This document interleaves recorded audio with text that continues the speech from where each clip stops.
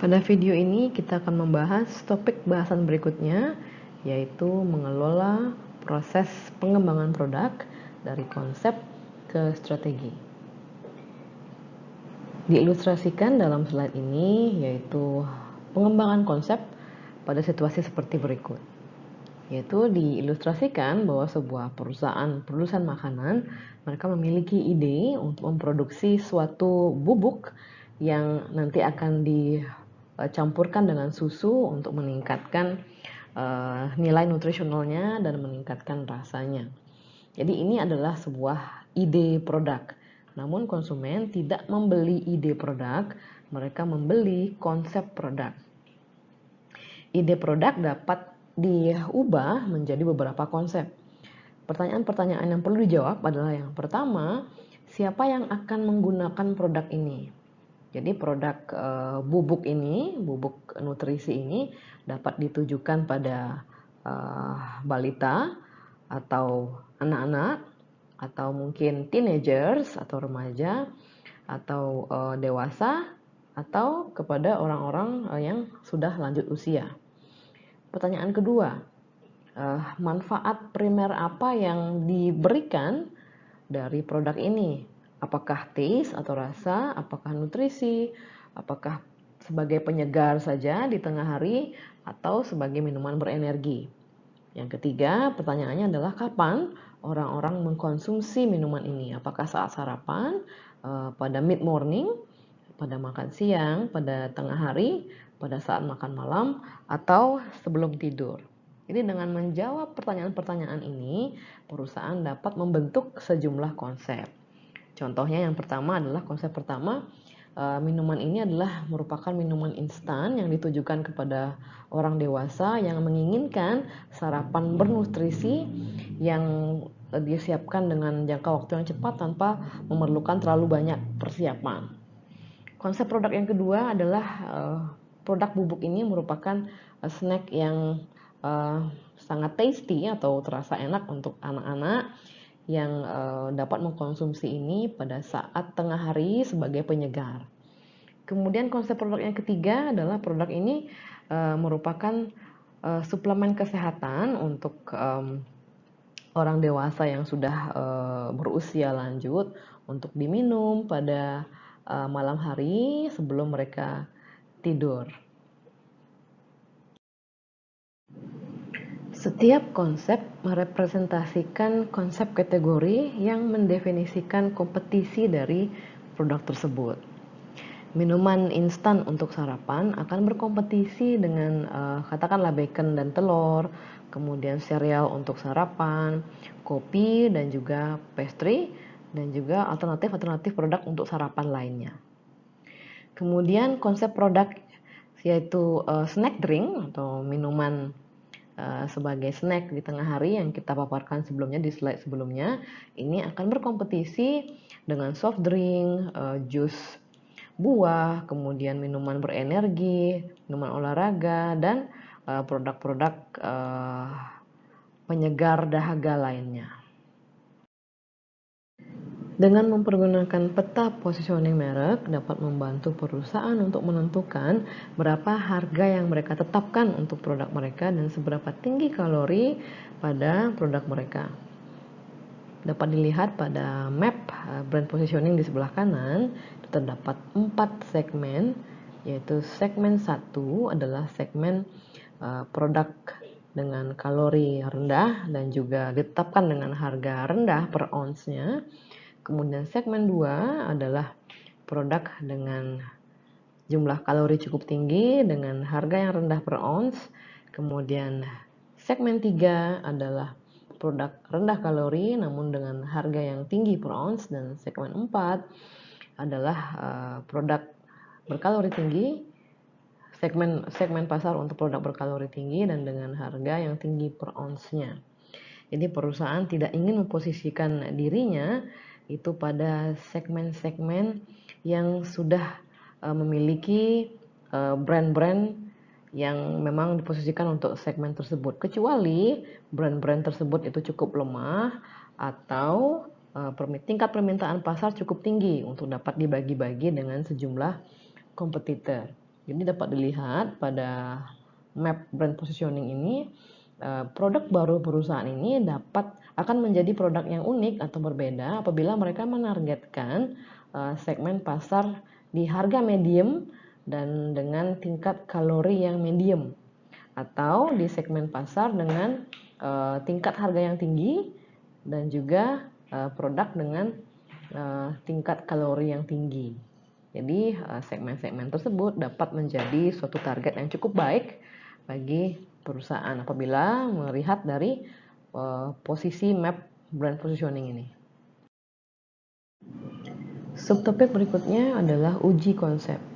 Uji konsep artinya adalah menyajikan konsep produk kepada target konsumen baik secara fisik ataupun secara simbolis dan memperoleh bagaimana reaksi mereka.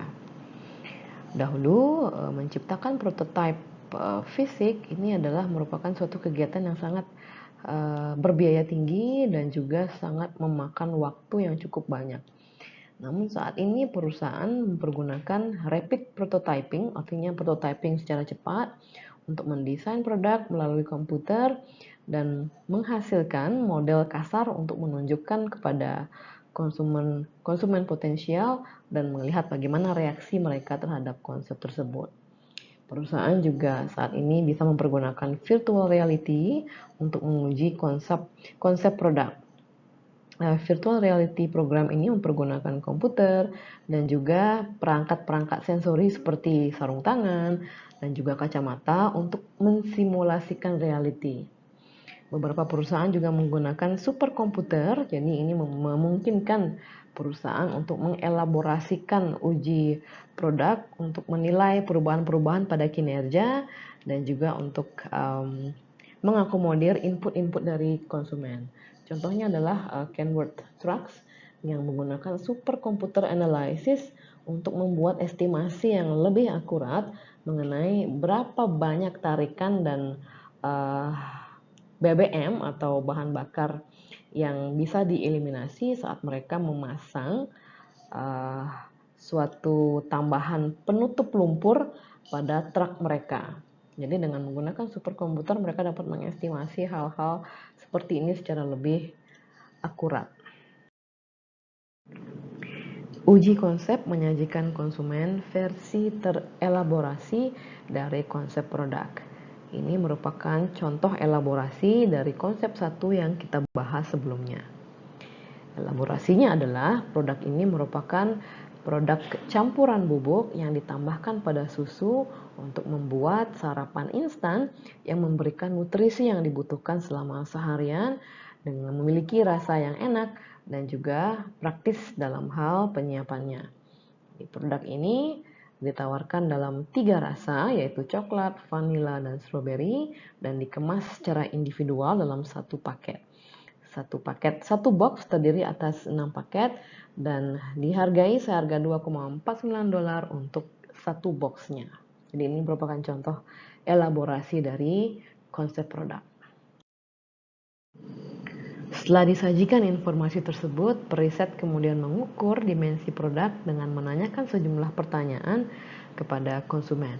Yang pertama adalah seberapa mampu produk tersebut dikomunikasikan pada konsumen dan tingkat kepercayaan konsumen pada produk tersebut.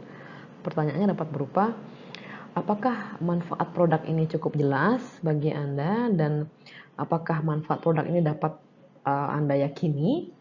Jadi apabila skor dari pertanyaan ini dijawab rendah oleh konsumen, maka konsep produk ini perlu disempurnakan kembali atau direvisi. Pertanyaan kedua adalah need level atau tingkat kebutuhan. Pertanyaannya adalah, apakah Anda melihat produk ini mampu mengatasi masalah atau memenuhi suatu kebutuhan bagi Anda? Jadi semakin tinggi tingkat kebutuhan ini dijawab oleh konsumen, maka semakin tinggi pula minat konsumen terhadap konsep produk ini. Kemudian yang ketiga adalah gap level atau tingkat kesenjangan.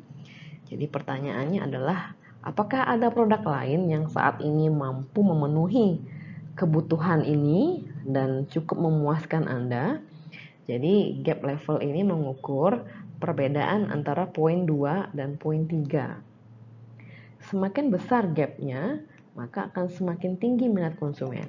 Artinya apabila konsumen melihat mereka memiliki kebutuhan akan produk ini, tapi tidak ada produk saat ini di pasaran yang memenuhi kebutuhan ini, maka gap levelnya ini cukup besar sehingga minat konsumen dapat dikatakan cukup tinggi untuk membeli produk baru ini nantinya.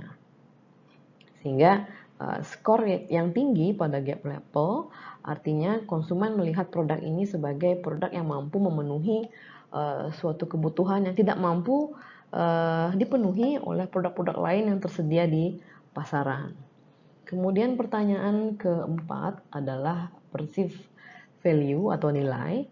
Pertanyaannya adalah apakah harga produk ini cukup masuk akal apabila dibandingkan dengan nilai yang diberikan.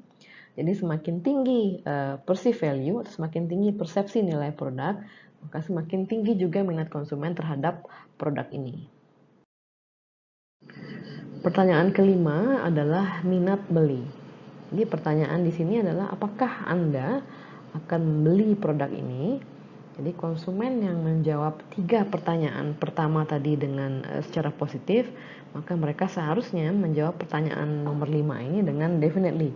Artinya mereka pasti membeli produk ini. Kemudian pertanyaan keenam adalah siapa target penggunanya, kemudian kapan mereka membelinya, dan seberapa sering mereka membeli. Jadi jawaban-jawaban responden di sini mengindikasikan apakah konsep produk ini memiliki suatu daya tarik di mata konsumen dan produk-produk apa yang menjadi kompetitor dari konsep produk ini dan konsumen mana yang merupakan target market terbaik. Kemudian sejumlah pertanyaan dapat ditentukan sebuah target bagi perusahaan apakah akan melanjutkan konsep produk ini atau tidak. Ini contohnya adalah suatu produsen makanan, mereka menolak konsep produk yang memperoleh skor di bawah 40% untuk pertanyaan nomor 5, yaitu minat beli. Jadi apabila responden menjawab di bawah 40% mereka menjawab mereka akan membeli, maka konsep produk tersebut akan ditolak. Sebaliknya, apabila lebih dari 40% responden itu menjawab mereka definitely atau pasti akan membeli produk tersebut, maka konsep produk ini akan diterima oleh perusahaan tersebut. Subtopik berikutnya adalah conjoint analysis. Preferensi konsumen untuk beberapa alternatif konsep produk dapat diukur menggunakan conjoint analysis. Ini metode ini digunakan untuk mendapatkan persepsi atau penilaian konsumen atas beberapa atribut produk. Jadi yang mana yang dinilai penting oleh konsumen dibandingkan dengan alternatif atribut-atribut tersebut. Conjoint analysis ini menjadi salah satu alat uji konsep yang populer. Contoh dari conjoint analysis kita lihat pada slide berikutnya. Pada slide ini diilustrasikan conjoint analysis untuk suatu produk konsep yaitu penyedot debu. Jadi kita lihat yang pertama di desain kemasan atau packaging. Jadi perusahaan menawarkan 3 konsep packaging untuk kemudian dinilai oleh konsumen mengenai preferensi mereka terhadap packaging mana yang mereka sukai. Apakah A, B, dan C. Dari hasil conjoint analysis diperoleh bahwa packaging B ini jauh lebih diminati dibandingkan dengan packaging A atau C, sehingga konsep produk untuk dilanjutkan itu lebih berat menggunakan packaging B. Kemudian brand name, ada 3 brand name yang diusulkan yaitu K2R, Glory, dan Bissell. Dan Bissell terlihat cukup signifikan mengungguli brand name yang lainnya. Kemudian untuk retail price, konsumen lebih memilih harga retail apabila dipatok di harga 1,19. Jadi ini cukup logis kan, konsumen pasti memilih harga yang paling murah. Kemudian untuk good housekeeping seal, ini seperti suatu jaminan atau seperti kita berbelanja di online misalnya, jika ada verified seal artinya platform pembayaran tersebut cukup aman. Jadi good housekeeping seal ini juga digunakan untuk produk-produk elektronik, yaitu produk-produk elektronik rumah tangga. Tapi dilihat dari hasil conjoint analysis, tidak terlalu terdapat perbedaan yang signifikan apabila menggunakan seal ini atau tidak, karena jawaban no dan yes ini tidak terlalu berbeda, sehingga perusahaan dapat saja memilih untuk tidak menggunakan good housekeeping seal karena perbedaannya tidak signifikan. Kemudian berikutnya adalah money back guarantee. Jadi garansi uang kembali apabila terdapat permasalahan pada produk. Ini terlihat bahwa cukup signifikan juga jumlah konsumen yang memilih untuk diberikan garansi money back. Sehingga dari hasil conjoint analysis ini, konsep produk yang dapat dikembangkan oleh perusahaan adalah produk penyedot debu ini menggunakan packaging B dengan brand name Bisso, ditetapkan pada retail price harga $1,19, menggunakan good housekeeping seal tidak terlalu perlu, dan yang juga sangat diperlukan adalah memberikan money back guarantee. Subtopik berikutnya adalah pengembangan strategi pemasaran. Setelah uji konsep produk berhasil dilakukan, product manager akan mengembangkan rencana strategi pemasaran dalam 3 bagian untuk memperkenalkan produk baru ini ke pasar. Bagian pertama dari penetapan strategi ini mencakup penetapan beberapa hal, termasuk diantaranya adalah menentukan ukuran target pasar, struktur dan juga perilaku pasar, menentukan positioning produk yang diinginkan, kemudian menentukan target penjualan, market share, dan juga target profit yang diinginkan dalam beberapa tahun pertama. Jadi kita membahas kembali ke contoh ilustrasi produk instant breakfast drink yang kita bahas sebelumnya. Rencana pemasaran yang pertama adalah untuk menentukan target marketnya. Target marketnya untuk produk instant breakfast drink ini adalah keluarga dengan anak yang cukup terbuka terhadap produk sarapan yang baru, yang praktis, bernutrisi, dan dengan harga yang tidak terlalu tinggi. Kemudian brand dari produk ini akan diposisikan pada harga medium ke high price dengan high quality. Kemudian perusahaan menentukan secara di tahun-tahun pertama untuk menjual 500.000 box, yang artinya adalah 10% dari pasar produk sarapan instan. Pengembangan strategi pemasaran bagian 2 termasuk di dalamnya adalah penetapan harga, kemudian penetapan strategi distribusi, dan penetapan budget promosi pemasaran untuk tahun pertama. Kita kembali ke ilustrasi instant breakfast drink. Di produk akan ditawarkan dalam 3 rasa, yaitu coklat, vanilla, dan strawberry. Dikemas secara individu. Satu box terdiri atas 6 package atau kemasan dan dibanderol dengan harga $2,49 per box. Jadi dalam satu case akan ada 48 box dengan case price untuk distributor adalah seharga $24. Untuk 2 bulan pertama, dealer atau distributor akan ditawarkan 1 case free untuk setiap 4 case yang dibeli, termasuk juga pemberian insentif bagi distributor yang melakukan iklan yang dilakukan secara kooperatif, artinya mereka mengikuti kebijakan iklan dari perusahaan, akan diberikan insentif. Kemudian free sample juga akan didistribusikan door to door. Kupon sebesar 50 sen off akan tampil di koran-koran. Kemudian total total budget untuk promosi ini akan ditentukan 2,9 juta US dollar. Kemudian budget sebesar 6 juta akan di split 50-50 antara nasional dan lokal. Jadi 2/3 akan digunakan untuk iklan di televisi dan 1/3 di online. Kemudian materi iklan akan menekankan pada manfaat produk, terutama dari segi nutrisi dan juga kepraktisan penyiapannya. Kemudian eksekusi dari advertising ini akan berputar di sekitar anak laki-laki kecil yang meminum instant breakfast drink ini, dan kemudian dia akan tumbuh menjadi anak yang kuat.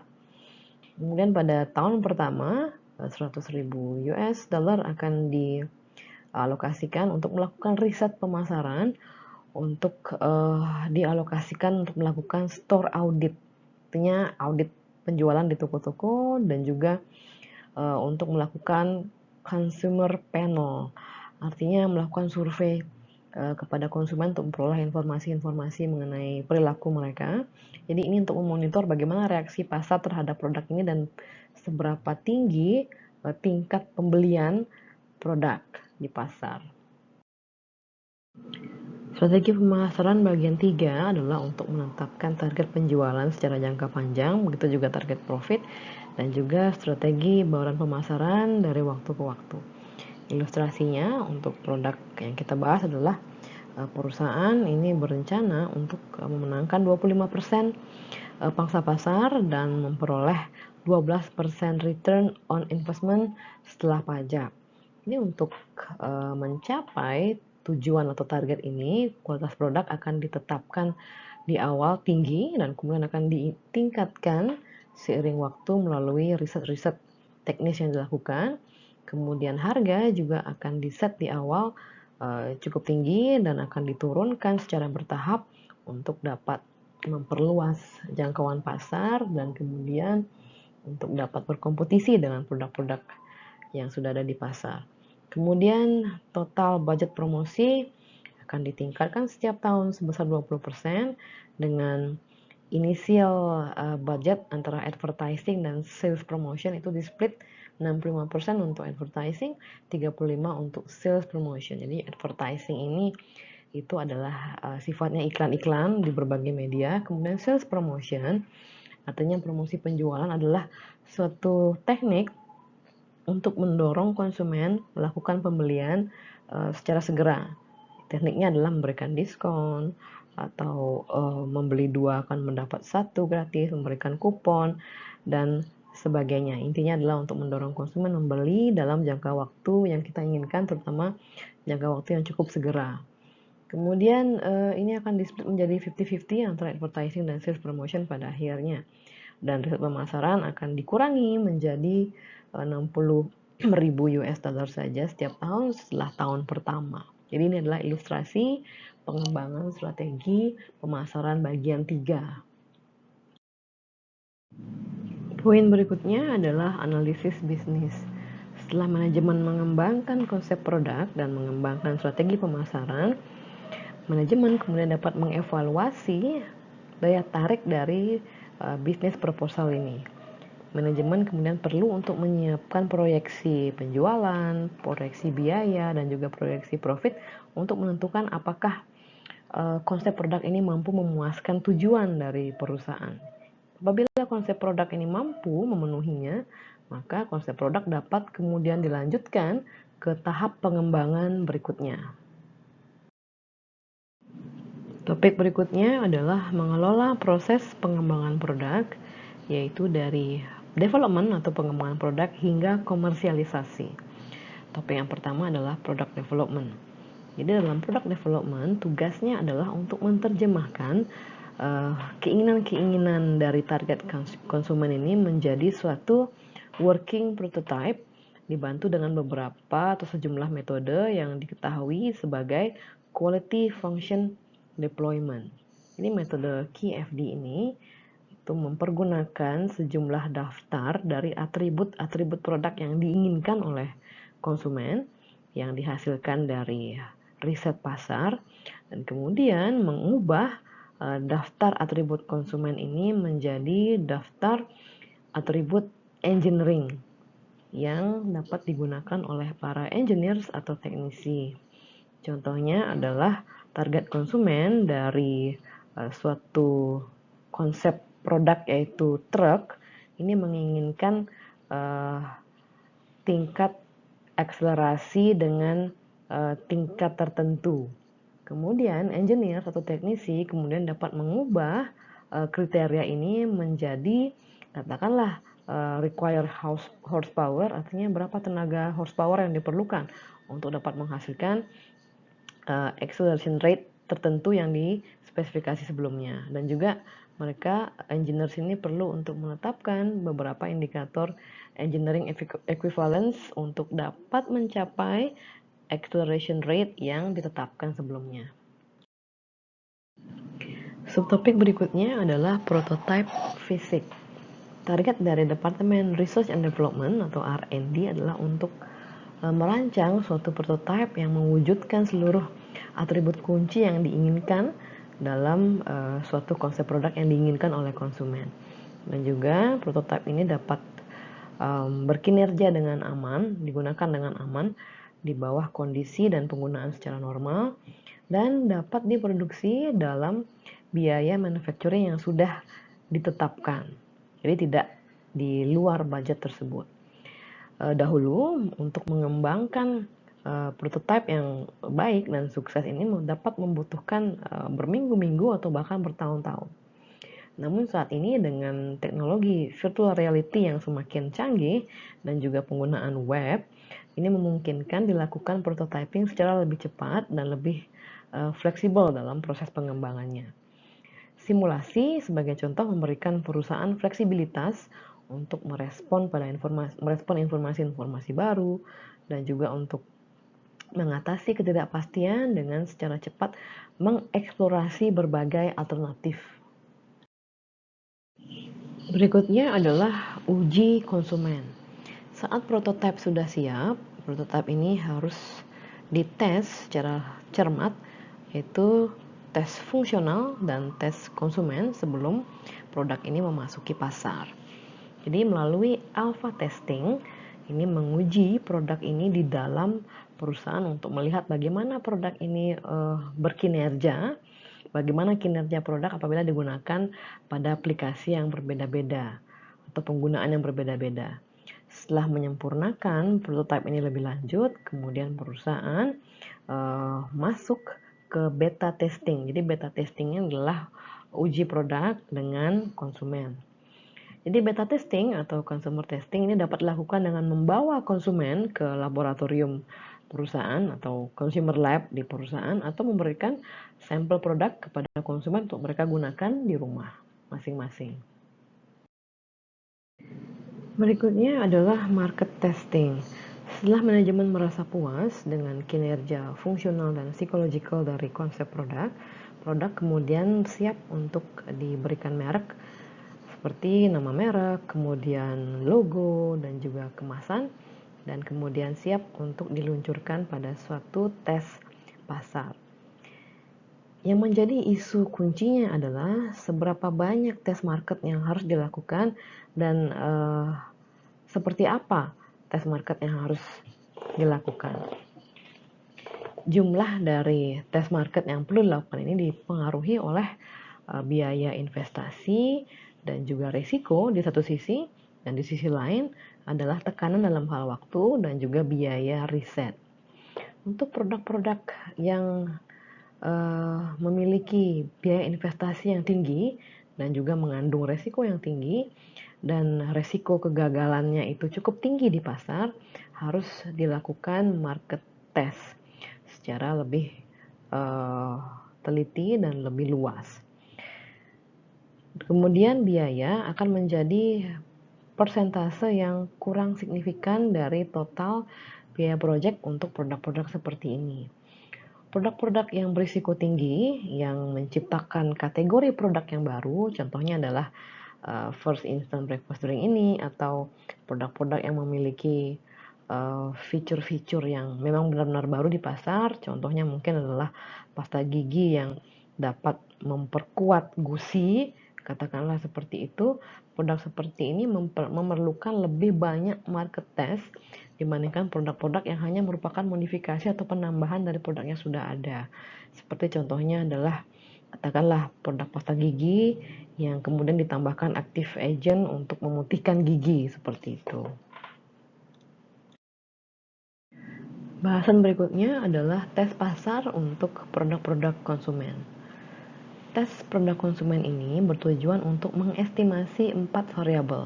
Yang pertama adalah trial, kemudian first repeat atau penggunaan kembali yang pertama kali, adopsi, dan juga frekuensi pembelian.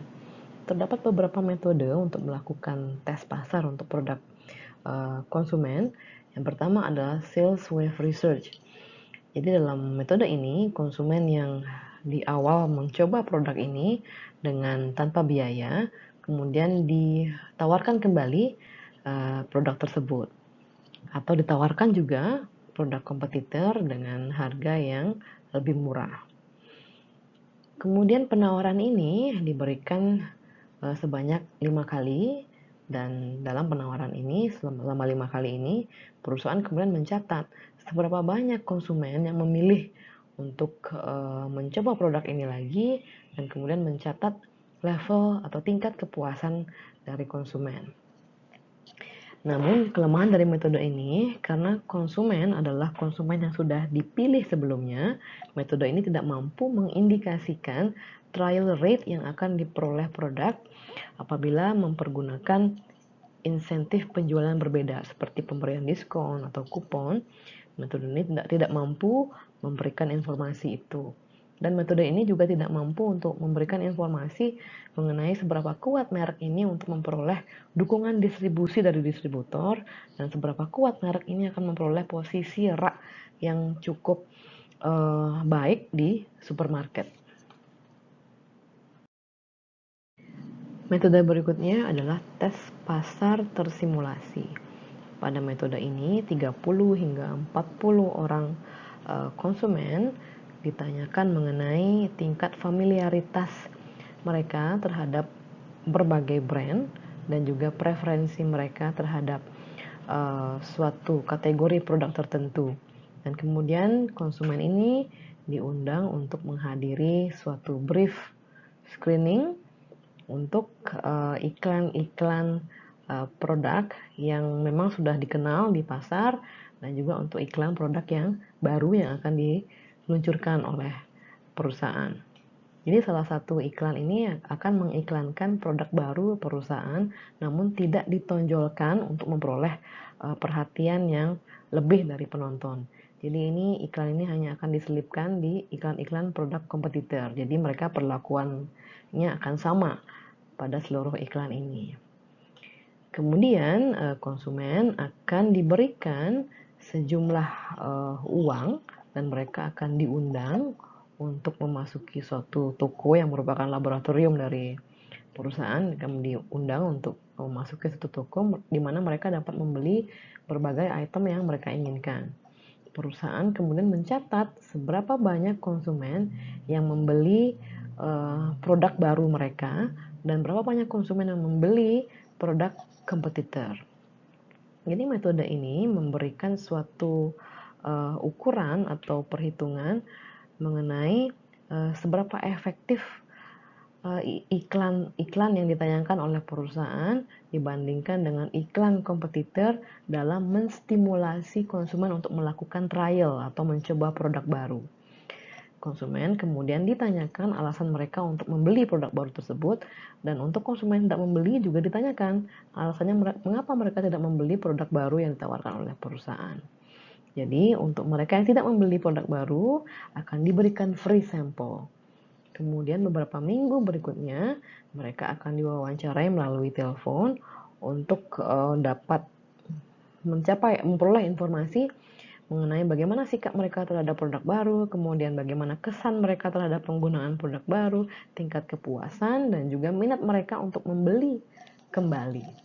Jadi metode ini dapat memberikan hasil yang cukup akurat terhadap bagaimana tingkat efektivitas dari iklan dalam mendorong trial rates atau dalam mendorong konsumen untuk mencoba produk baru tersebut. Metode berikutnya adalah tes pasar yang terkontrol. Jadi perusahaan yang memiliki produk baru ini akan menentukan jumlah toko di mana mereka akan melakukan tes pasar, dan menentukan juga di beberapa lokasi mereka akan melakukan tes pasar. Kemudian mereka akan mengirimkan produk baru ke toko-toko yang berpartisipasi di sejumlah lokasi tersebut. Kemudian perusahaan ini di toko tersebut akan mengontrol posisi produk mereka pada di mana ditempatkan, di rak sebelah mana akan ditempatkan di toko tersebut. Kemudian juga mengontrol harga yang mereka tetapkan, dan juga mengontrol jumlah materi-materi promosi di dalam toko untuk mempromosikan mengenai produk baru mereka. Kemudian pada saat melakukan pembayaran akan dipasang electronic scanners untuk mengukur seberapa tingkat penjualan dari produk baru tersebut. Jadi dengan metode ini perusahaan dapat mengevaluasi dampak dari iklan secara lokal dan promosi secara lokal terhadap tingkat trial dari konsumen dan dapat mengevaluasi apabila mereka melakukan modifikasi pada penetapan harga dan juga intensitas promosi, mereka akan dapat melihat perbedaan dari tingkat penjualan. Dan dalam metode ini juga perusahaan juga dapat menginterview sejumlah konsumen untuk dapat memperoleh gambaran kesan mereka terhadap produk baru mereka. Metode berikutnya adalah tes pasar. Jadi cara yang paling all out untuk menguji suatu produk baru adalah dengan melakukan uji pasar yang sebenarnya. Jadi dalam metode ini perusahaan memilih sejumlah kota untuk melakukan tes pasar dan kemudian melakukan kampanye komunikasi pemasaran secara real atau nyata, di mana mereka melakukan periklanan di kota tersebut, kemudian tenaga-tenaga penjualan juga dikerahkan untuk melakukan berbagai dealing dengan distributor dan sebagainya untuk memperoleh exposure di posisi rak supermarket yang memang favorable. Kemudian dari tes marketing ini perusahaan dapat mengukur bagaimana dampak dari strategi marketing yang berbeda-beda di kota yang berbeda. Katakanlah di kota A, perusahaan menetapkan harga yang lebih rendah, kemudian dibandingkan dengan kota B yang ditetapkan harga normal. Apakah terdapat perbedaan tingkat penjualan? Begitu juga dengan di kota A akan diberikan katakanlah promosi penjualan berupa diskon dan di kota B diberikan promosi penjualan yang metode lain, apakah ada perbedaan tingkat penjualan? Jadi dengan melakukan eksperimen ini perusahaan dapat melihat gambaran kira-kira strategi marketing apa yang paling tepat untuk memperoleh tingkat penjualan yang optimal. Kemudian dari hasil uji pasar ini, action apa yang harus diambil? Ini apabila dari hasil tes pasar menunjukkan tingkat trial yang cukup tinggi dan juga tingkat pembelian kembali yang cukup tinggi, maka pemasar ini dapat melaunch produknya secara nasional. Namun apabila hasil tes market menunjukkan bahwa tingkat trial ini tinggi, namun tingkat pembelian kembalinya rendah, maka pemasar perlu untuk melakukan redesigning produk atau tidak melanjutkan produk tersebut. Kemudian apabila hasil tes pasar menunjukkan tingkat trial yang rendah, namun tingkat pembelian kembali yang cukup tinggi, maka pemasar dapat mengembangkan strategi komunikasi pemasaran untuk yang bertujuan untuk meyakinkan semakin banyak orang untuk mencoba produk baru ini. Dan kemudian apabila tingkat trial dan juga tingkat minat beli kembali terhadap produk ini keduanya sama-sama rendah, maka pemasar dapat mengambil keputusan untuk tidak melanjutkan produk tersebut, artinya mengabaikan produk tersebut. Poin berikutnya adalah komersialisasi. Di komersialisasi ini merupakan aktivitas yang membutuhkan biaya yang sangat tinggi bagi perusahaan. Perusahaan umumnya membutuhkan untuk menyiapkan fasilitas manufacturing atau pabrikasi untuk memproduksi produk baru tersebut. Secara rata-rata untuk produk baru di sektor makanan, pengeluaran pemasarannya adalah secara tipikal merepresentasikan 57% dari total penjualan pada tahun pertama. Bahasan yang pertama adalah kita akan membahas kapan atau timing dari melakukan launch produk baru. Terdapat 3 pilihan. Yang pertama adalah first entry, artinya memasuki pasar secara pertama kali dibandingkan dengan kompetitor lain.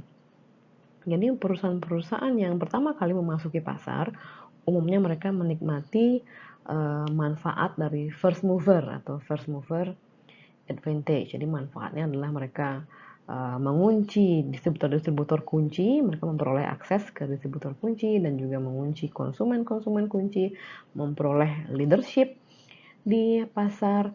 Namun apabila mereka terlalu cepat untuk memasuki pasar sebelum mereka mengecek secara cermat produk-produknya dan kelemahan-kelemahan dari produknya, strategi first entry ini dapat backfire atau merugikan perusahaan. Kemudian strategi timing yang kedua adalah parallel entry. Jadi di sini perusahaan dapat mengatur timing entry-nya bersamaan dengan timing entry kompetitor. Jadi dengan strategi ini umumnya pasar mereka memberikan lebih banyak perhatian pada saat dua perusahaan secara bersamaan mengiklankan produk baru mereka. Kemudian pilihan yang ketiga adalah melakukan late entry. Jadi perusahaan dapat mendelay launching produknya sampai atau hingga kompetitor ini memasuki pasar secara terlebih dahulu, kemudian kompetitor lah yang menanggung biaya untuk mengedukasi pasar. Seperti contohnya bagaimana Aqua pertama kali masuk ke pasar AMDK. Jadi Aqua ini mengeluarkan begitu banyak biaya untuk mengedukasi pasar yang saat itu tidak terlalu familiar dengan produk air minum dalam kemasan. Jadi mereka masih memilih untuk membawa air minum dari rumah. Jadi Aqua ini menanggung biaya untuk melakukan iklan, mengedukasi pasar bahwa produk AMDK ini merupakan produk yang memang layak untuk dikonsumsi. Jadi dengan late entry, perusahaan yang memasuki pasar secara terlambat atau di belakang dari kompetitor, mereka mendapat keuntungan bahwa mereka tidak perlu mengedukasi pasar karena sudah dilakukan oleh kompetitor yang pertama kali memasuki pasar. Dan dengan strategi ini juga produk-produk kompetitor ini dapat terlihat kelemahan-kelemahannya apa saja, sehingga bagi para pemain yang masuk di pasar belakangan, mereka dapat mengetahui kelemahan produknya seperti apa sih, dan mereka dapat melakukan berbagai perbaikan pada produknya sehingga saat memasuki pasar produk mereka secara katakanlah lebih sempurna dari produk kompetitor yang memasuki produk secara lebih awal. Dan para pemain yang memasuki pasar secara terlambat ini, mereka juga dapat mempelajari berapa sih ukuran dari pasar ini sebetulnya. Dan kemudian bahasan tambahan adalah apabila suatu produk baru ini adalah produk yang difungsikan untuk menggantikan produk yang sudah ada, yang sudah terlebih dahulu diluncurkan, maka perusahaan dapat menunggu sampai stok dari produk yang lama ini menipis.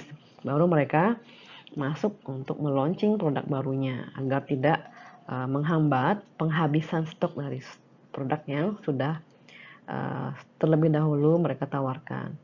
Kemudian apabila produk baru ini sifatnya seasonal, artinya musiman, ini produk baru ini dapat menunggu sampai seasonnya mereka datang. Apabila produk ini ditujukan untuk musim hujan misalnya, launching produk dapat menunggu sampai dengan musim hujan ini tiba.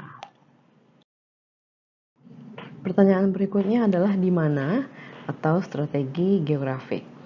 Perusahaan-perusahaan kecil umumnya memilih kota-kota yang cukup atraktif dan mereka kemudian melakukan kampanye-kampanye marketing di sana dan kemudian berikutnya memasuki kota-kota lain. Perusahaan-perusahaan besar umumnya memperkenalkan produk baru mereka ke suatu kawasan yang lebih besar dan kemudian setelah berhasil di sana mereka beralih ke kawasan besar lainnya. Dengan teknologi website yang menghubungkan bagian-bagian pelosok-pelosok dari seluruh dunia ini, kompetisi kemudian lebih cenderung untuk tidak lagi di skup nasional tapi sudah ke skup global. Jadi perusahaan ini semakin tendensinya adalah untuk meluncing produk baru mereka secara simultan atau bersamaan di seluruh bagian dunia. Jadi tidak hanya di satu negara, kemudian diikuti ke negara lainnya, tapi mereka sudah meluncing produk secara bersamaan di seluruh dunia sekaligus. Kemudian pertanyaan berikutnya adalah kepada siapa atau prospek target marketnya. Jadi pada saat rolling out produk baru, perusahaan ini perlu untuk mentargetkan inisial distribusi dan juga promosi untuk grup-grup konsumen yang memiliki prospek yang paling bagus. Jadi idealnya target atau grup prospek ini adalah orang-orang yang merupakan early adopters atau orang-orang yang mengadopsi produk lebih early dibandingkan dengan konsumen-konsumen lain yang mungkin adalah kategori late adopters. Dan juga target prospek yang baik adalah para pengguna kelas berat atau mereka heavy users.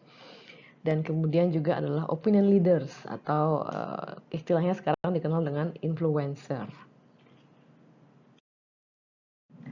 Topik berikutnya adalah proses adopsi oleh konsumen. Ini proses adopsi ini adalah tahapan dimulai dari saat konsumen pertama kali mendengar tentang suatu inovasi atau produk baru hingga ke adopsi final mereka dalam atau mengadopsi final produk baru tersebut. Tahapannya yang pertama adalah awareness, artinya konsumen ini menjadi aware atau mengetahui tentang produk baru tersebut, namun masih memiliki informasi yang kurang banyak mengenai produk baru tersebut.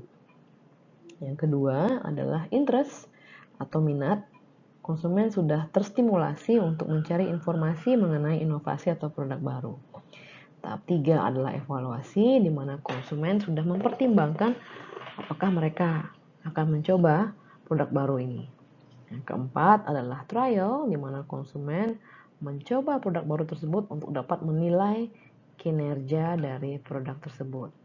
Berikutnya adalah adopsi, di mana konsumen memutuskan untuk mengadopsi produk tersebut di kehidupan mereka dan melakukan pembelian ulang. Jadi, pemasar dari produk baru ini harus memfasilitasi pergerakan konsumen dari stage pertama hingga stage akhir. Contohnya adalah produsen dari sistem filtrasi air. Mereka menemukan bahwa banyak konsumen yang terjebak di tahapan interest atau minat, tapi mereka tidak membeli karena mereka memiliki ketidakpastian terhadap produk ini dan juga produk ini memerlukan biaya yang cukup tinggi. Nah, strateginya adalah konsumen yang terjebak di stage interest ini, mereka bersedia untuk menggunakan sistem filtrasi air ini di rumah mereka dalam basis trial dengan membayar biaya bulanan yang cukup rendah. Jadi dengan strategi ini manufacturer atau produsen dapat mendorong trial di mana mereka menawarkan calon konsumen biaya bulanan yang cukup rendah. Ini untuk mendorong trial. Jadi pemasar atau produsen produk ini juga dapat mempertimbangkan untuk menawarkan trial use plan dengan opsi untuk membeli. Jadi konsumen diberikan opsi untuk membeli saat mereka melakukan trial. Terdapat sejumlah faktor yang mempengaruhi proses adopsi. Yang pertama adalah kesiapan konsumen untuk mencoba produk baru dan juga karakteristik personal dari konsumen. Jadi level keinovatifan seseorang ini adalah sejauh mana seseorang ini mencoba ide-ide baru lebih awal dibandingkan dengan kelompok orang-orang dalam sosial sistemnya. Jadi semakin inovatif seseorang, maka tingkat adopsi mereka terhadap produk baru juga akan semakin awal. Jadi perusahaan ini seringnya mentargetkan para inovator ini dan juga para early adopter dengan produk-produk baru mereka dan juga mempergunakan influencer-influencer dari kalangan innovators dan early adopters. Faktor lain yang mempengaruhi proses adopsi adalah karakteristik dari inovasi atau produk baru tersebut. Terdapat 5 karakteristik yang mempengaruhi adopsi dari suatu inovasi atau produk baru. Yang pertama adalah relative advantage. Relative advantage ini adalah manfaat yang diberikan dari produk baru tersebut. Jadi sejauh mana produk baru ini dapat memberikan atau terlihat superior dibandingkan produk yang sudah ada. Saya ambil contoh adalah produk mobile phone, yang merupakan suatu inovasi dari produk telepon rumah yang pada waktu itu. Jadi smartphone ini atau mobile phone merupakan suatu inovasi dari telepon rumah yang tidak bisa dibawa kemana-mana. Jadi sifatnya mobile, sehingga superiority dari mobile phone terletak pada mobility dari telepon ini. Kemudian yang kedua adalah compatibility. Jadi sejauh mana produk baru ini sesuai dengan nilai dan pengalaman individu mempergunakan produk yang lama. Ini kembali ke contoh mobile phone. Jadi penggunaan mobile phone ini cukup compatible, artinya cukup serupa dengan cara mempergunakan telepon rumah. Jadi mereka perlu mendial nomor telepon yang dituju, kemudian menunggu dana dering dan berbicara. Jadi mobile phone ini diadopsi dengan cepat oleh konsumen karena mereka cukup kompatibel dengan pengalaman konsumen dalam menggunakan telepon rumah. Semakin tinggi tingkat compatibility, maka semakin cepat produk tersebut untuk diadopsi oleh konsumen. Kemudian berikutnya adalah kompleksitas. Jadi sejauh mana produk baru ini dianggap sulit untuk dipahami atau sulit untuk digunakan. Kembali ke contoh mobile phone, secara tingkat kompleksitas dapat dikatakan bahwa mobile phone ini tidak terlalu kompleks untuk digunakan karena cukup mudah. Jadi hanya mendial saja dan cukup kompatibel dengan pengalaman mereka menggunakan telepon rumah. Dengan tingkat kompleksitas yang rendah, maka tingkat adopsi produk baru ini cukup cepat. Berikutnya adalah divisibility atau dikenal juga dengan istilah trialability. Jadi sejauh mana produk baru dapat dicoba oleh konsumen dalam jangka waktu limited atau tertentu. Jadi ini mengapa untuk produk-produk yang cukup kompleks atau benar-benar baru, mereka menawarkan suatu skenario trial seperti bagaimana Netflix memberikan periode trial bagi penggunanya untuk mencoba menggunakan Netflix. Jadi semakin tersedia produk ini untuk dapat dicoba, maka proses adopsinya akan semakin cepat di pasar. Maka kenapa semakin banyak produsen memberikan kesempatan bagi calon konsumennya untuk mencoba seperti test drive dan sebagainya, memberikan sampel dan sebagainya.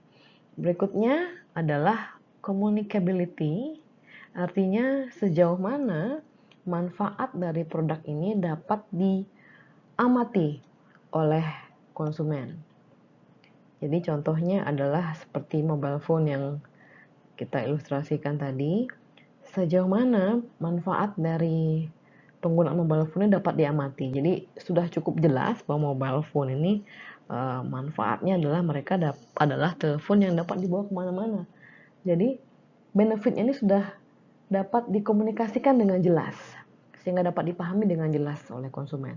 Semakin jelas produsen untuk mengkomunikasikan manfaat dari produk, maka semakin cepatlah adopsi produk tersebut. Dan terdapat juga sejumlah karakteristik yang mempengaruhi tingkat adopsi produk. Di antaranya adalah cost atau biaya. Semakin mahal produk, maka semakin lambat juga proses adopsinya di pasar. Kemudian resiko dan ketidakpastian, semakin beresiko produk, maka semakin lambat adopsi produk tersebut di pasar. Scientific credibility, artinya kredibilitas secara ilmiah, umumnya ini untuk produk-produk yang berkaitan di sektor kesehatan, obat misalnya. Jadi semakin kredibel produk tersebut secara ilmiah, maka akan semakin cepat adopsi produk tersebut. Dan berikutnya adalah social approval. Jadi sejauh mana penggunaan produk tersebut itu dipandang baik oleh social system di mana konsumen berada. Apabila keluarga memandang positif produk tersebut, apabila teman-temannya memandang positif produk tersebut, maka adopsi dari produk ini akan semakin cepat di pasar.